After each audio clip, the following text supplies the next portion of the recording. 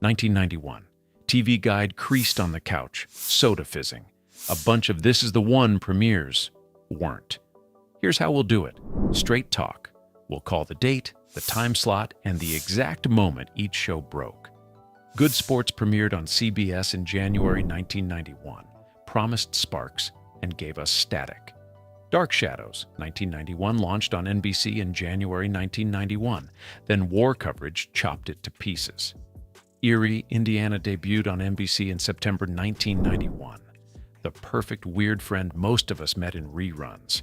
These weren't just cancellations, they were blank squares on the grid where a habit should have lived. No lecture, just receipts.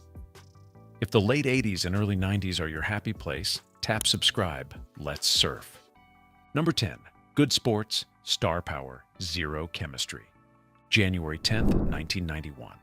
CBS rolls out Good Sports, Farrah Fawcett, Ryan O'Neal, a glossy cable sports newsroom with more monitors than jokes. On paper, it's a layup.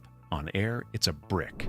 The banter lands prickly instead of playful, and the pilot's most talked-about moment, a dark death-on-air gag, makes headlines, but not fans. Critics shrug, viewers sample week 1 and drift. By July 13th, 1991, the last of 15 episodes airs, and the scoreboard goes dark. Big names can't rescue a thin premise. You could feel it by minute 2.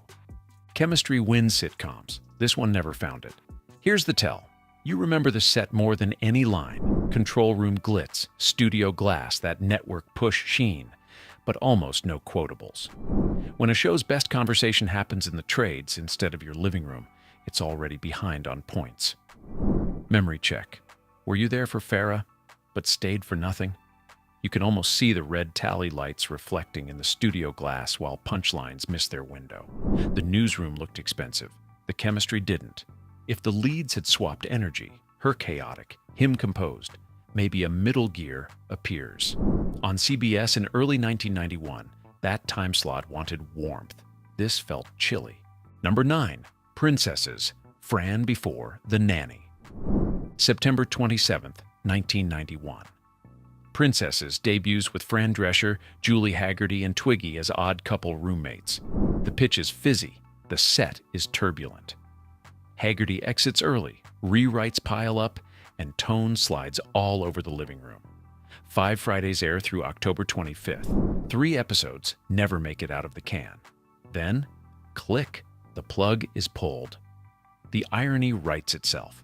The miss clears the runway for The Nanny months later, where Fran's timing, that queen snap, and the dagger-sweet one-liners finally get the right home.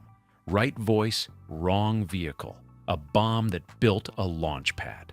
The voice was perfect. The world around her wasn't. Watch Fran in any scene. The stance, the eyebrow, the punch on the last word. The comic engine is there. What's missing is the world to bounce against. The Nanny solved that overnight. Number 8. Dark Shadows, 1991.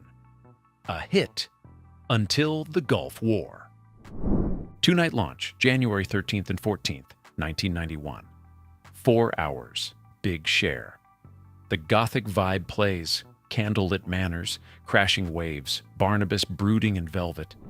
And then the Gulf War breaks. Live coverage slices the schedule to ribbons. Episodes move, double up, or vanish for nights at a time. Serialized mystery needs rhythm. Cliffhanger, payoff, next clue. Preemptions snap that rhythm in half. By spring, the audience loses the thread, even as fans flood NBC with the letters. 1 season and out. Bad timing beats good atmosphere. Scheduling killed momentum. Rewatch any surviving chunk, and you can feel the craft. Fog on cue, a score that whispers danger, and that soap camera drift through hallways. Drop those chapters out of order, and the spell breaks. The villain isn't Barnabas, it's scheduling. The scheduling memo reads like a crime scene. Double-ups, preemptions, out-of-order weekends. Serialized stories beg for repetition. If you break the habit, you break the spell. With a quieter launch month, the 4-hour opener might have held the pulse long enough for word of mouth. Number 7. Top of the Heap, Bundy vs. Misfire, April 1991. Fox spins off Married with Children into a hustling father-son comedy with Joseph Bologna and a then-unknown Matt LeBlanc. The backdoor pilot Inside Married gets laughs. The standalone series sputters. 7 episodes air from April 7th to May 19th, 1991. Then the engine coughs out. Cameos from Alan Pegg can't paste over the missing bite. The class climber premise wants sharper teeth. The jokes skim instead of slice. LeBlanc would be fine. 3 years later, he's pouring coffee at Central Perk. But this attempt plays like Diet Bundy. Familiar aftertaste, none of the kick. Spin-offs need a fresh engine. Even the opening music feels tentative, like it's waiting for the big laugh that never comes. Spin-offs work when the new angle is specific. Rich People Ladder isn't specific enough without wicked jokes. Number 6. Charlie Hoover, Sam Kinison in Your Head. November 9th, 1991. Tim Matheson is the everyman. His 2-foot-tall alter ego, played and voiced by Sam Kinison, leaps out of drawers, shouts life advice, and bullies the plot forward. It's a midnight cable idea parked at Family Hour. Clash 7 episodes run through December 28th, 1991, then disappear. The volume is memorable. The stories wobble between edgy and safe. You can picture the pitch. What if your bad ideas were a person? Fun. But the slot whispers, keep it gentle, and the premise screams. The gag pops, the heart doesn't. Watch how scenes reset after the shout. A lesson, a backtrack, a tidy wrap. Weird can work. Weird plus whiplash makes people reach for the remote. Mid-roll. If this hits your 80s, 90s nerve, tap subscribe. Next, beach precinct vibes, a courtroom speedrun, and a quiet half-hour drama that blinked. Number 5. Pacific Station, post-Benson detour. September 15th, 1991. Robert Guillaume headlines a Venice Beach precinct comedy with Richard Libertini. The pedigree is strong, veteran writers, a nimble cast. But the pilot never picks a lane.